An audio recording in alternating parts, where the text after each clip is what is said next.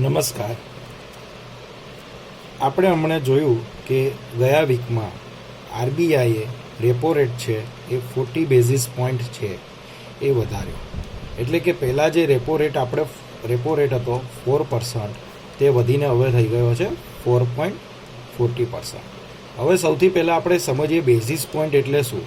Basis point એટલે 100 basis point એટલે 1% થાય. અહીંયા આપણે 40 બેઝિસ પોઈન્ટ આરબીઆઈએ વધાર્યા, એનો મતલબ એમ થયો કે 0.4% જે છે તે રેપો રેટમાં વધારે થયો, એટલે નવો રેપો રેટ છે 4.40%. હવે પહેલાં આપણે સમજીશું કે રેપો રેટ એટલે શું છે.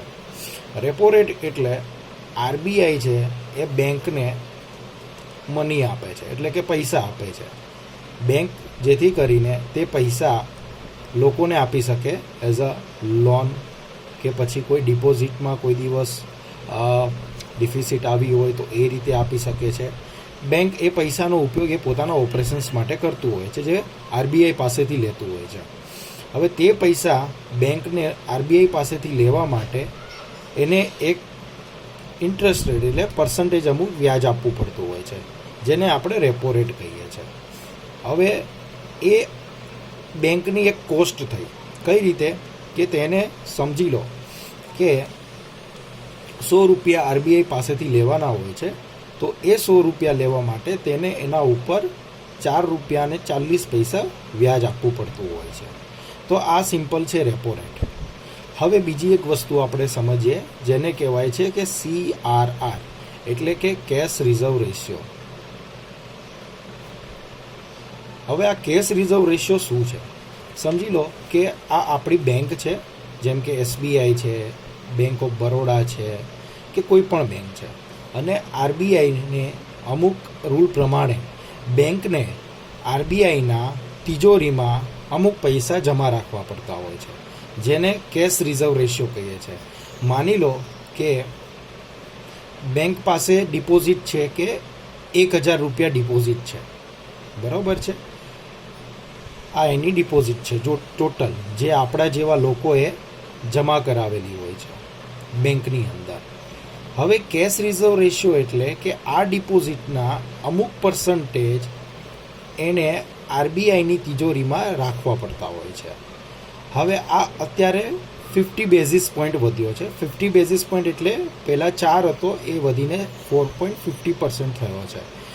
એનો મતલબ એવો થયો મિત્રો કે 100 રૂપિયા ઉપર માની લો કે આ ડિપોઝિટ છે એ 100 રૂપિયા છે, બરાબર, ટોટલ એની પાસે. એના 4.40% એટલે 4 રૂપિયા ને 50 પૈસા એને આરબીઆઈ પાસે રાખવા પડતા હોય છે.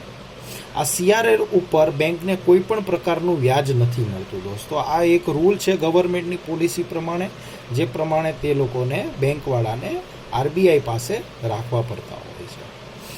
હવે દોસ્તો અત્યારે ગવર્મેન્ટે શું કર્યું તો કે રેપો રેટ જે હતો એ ઇન્ક્રીઝ કરી દીધો, અને CRR પણ ઇન્ક્રીઝ કરી દીધો. શા માટે તો કે ભાઈ ઇન્ફ્લેશનને ઘટાડવા માટે. હવે ઇન્ફ્લેશન એટલે શું છે દોસ્તો, કે માની લો કે આજે આપણે કોઈ પણ વસ્તુ માર્કેટમાં લેવા જઈએ છીએ, માની લો કે કોઈ પણ વસ્તુ માર્કેટમાં લેવા જઈએ છીએ, તેનો 100 રૂપિયા પર કેજી ભાવ હતો, બરાબર છે. એ જ વસ્તુ તમને અત્યારે 150 રૂપિયા પર કેજી મળે છે. એનો મતલબ એમ થયો કે રૂપિયાનું જે મૂલ્ય જે છે તે ઘટી ગયું છે. મતલબ સેમ વસ્તુ લેવા માટે તમારે વધારે રૂપિયા ચૂકવવા પડે છે, વધારે નાણાં તમારે આપવા ખર્ચ કરવા પડે છે. તો હવે આ ઇન્ફ્લેશન થયું કે ભાવ વધારો થયો. હવે રેપો રેટ વધારવાથી અને CRR વધારવાથી ઇન્ફ્લેશન કઈ રીતે કંટ્રોલમાં આવશે એ વસ્તુ સમજવી ઇકોનોમિકલી ખૂબ જ જટિલ છે, પણ આપણે થોડુંક સરળ ભાષામાં સમજીએ તો માની લો કે હવે એક વસ્તુ બીજી એક સમજી લઈએ કે જ્યારે તમે હોમ લોન લો છો, કે ઓટો લોન લો છો, કે એજ્યુકેશન લોન લો છો, આ જે લોનનો જે ઇન્ટરેસ્ટ રેટ હોય છે તે રેપો રેટ સાથે સંકળાયેલો હોય છે. કેમ? કારણ કે અલ્ટિમેટલી જે તમને જે લોન આપેલી છે બેંકે, એ પૈસા બેંક પાસે ક્યાંથી આવ્યા છે? આરબીઆઈ પાસેથી.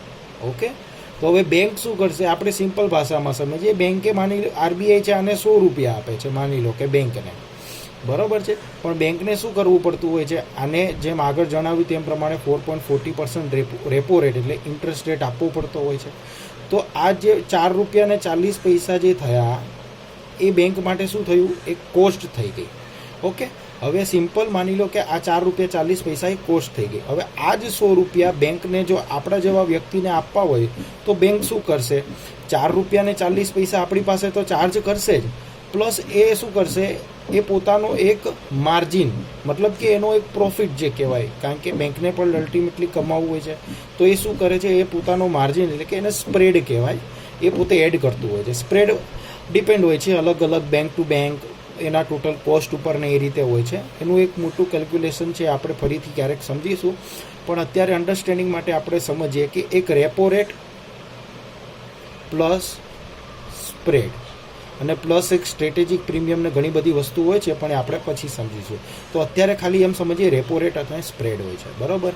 એટલે રેપો રેટ કેટલો થયો, પહેલાં હતો 4% હતો, અને માની લો કે બેંકનો સ્પ્રેડ હોય છે 2.5% હોય છે, બરાબર છે. તો આ થયું 6.5% તમને હોમ લોન મળે છે.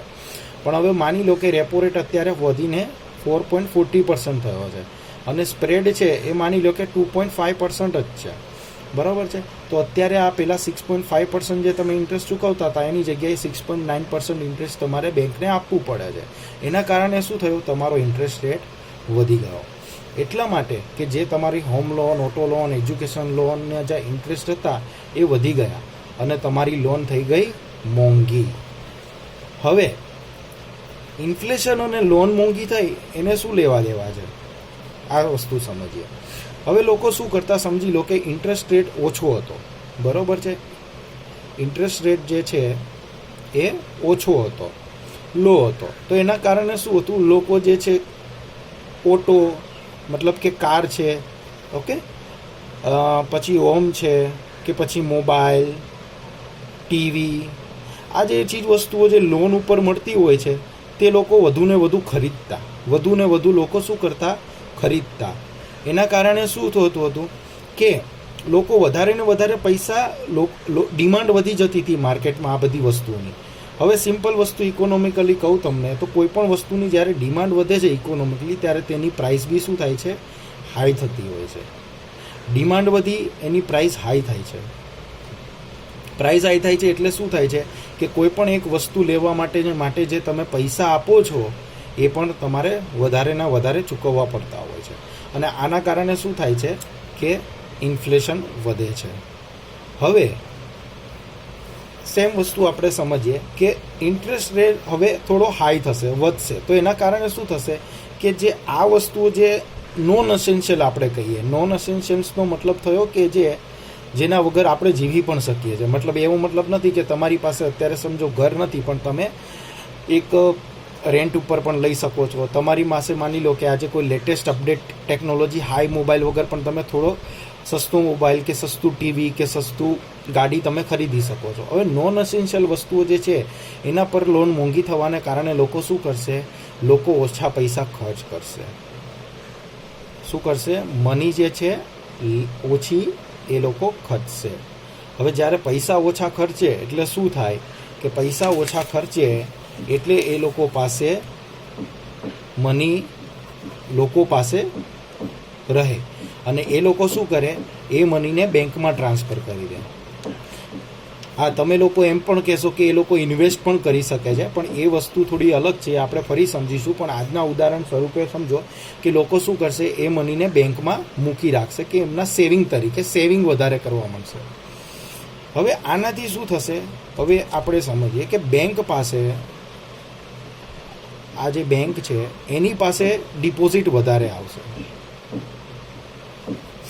ઓકે, બેંક પાસે ડિપોઝિટ વધારે આવશે, પ્લસ શું થશે કે બેંક જે છે આ જે ડિપોઝિટ વધારે આવશે એટલે એને અલ્ટિમેટલી તો આરબીઆઈને જ આપવા પડશે ને પૈસા પાછા, કારણ કે આપણો CRR છે, કેશ રિઝર્વ રેશિયો 4.50%, એટલે આરબીઆઈ પાસે બી પૈસા થોડા વધારે આવશે. એનું બી જે કહેવાય પૈસા એ લોકોની બી તિજોરીમાં ભરાશે. હવે ગવર્મેન્ટ કેમ પાછા પૈસા ખેંચે છે, બરાબર, કે જેથી કરીને આપણી જે ઇકોનોમી છે એની અંદર મનીનો જે ફ્લો જે છે તે ઘટી જશે. હવે આવું કેમ સરકાર કરે છે? મનીનો ફ્લો ઘટી જશે એનો મતલબ શું થશે? કારણ કે લોકો પાસે પછી પૈસા ઓછા સ્પેન્ડ થવા મળશે. લોકો ચીજ વસ્તુઓ જે છે, કોઈ પણ વસ્તુ, આ જે બધી ચીજ વસ્તુઓ જેમ કે હોમ છે, ઓટો છે, મોંઘા લક્ઝુરિયસ આઇટમ્સ જે કહેવાય, ટીવી છે, વોચ છે, એટસેટ્રા એટસેટ્રા, એ ઓછું ખર્ચે, ઓછું લેવા મળશે, કે જેના કારણે શું થશે? આ બધી ચીજ વસ્તુનો ભાવ ઓછો થશે. શું થશે? આ બધી ચીજ વસ્તુનો ભાવ ઓછો થશે. હવે આ બધી ચીજ વસ્તુનો ભાવ ઓછો થાય એટલે શું થાય? ઇન્ફ્લેશન તમારું ઓછું થઈ જશે.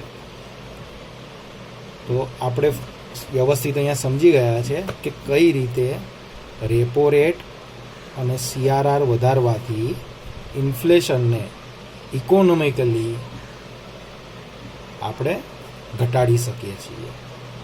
Thank you.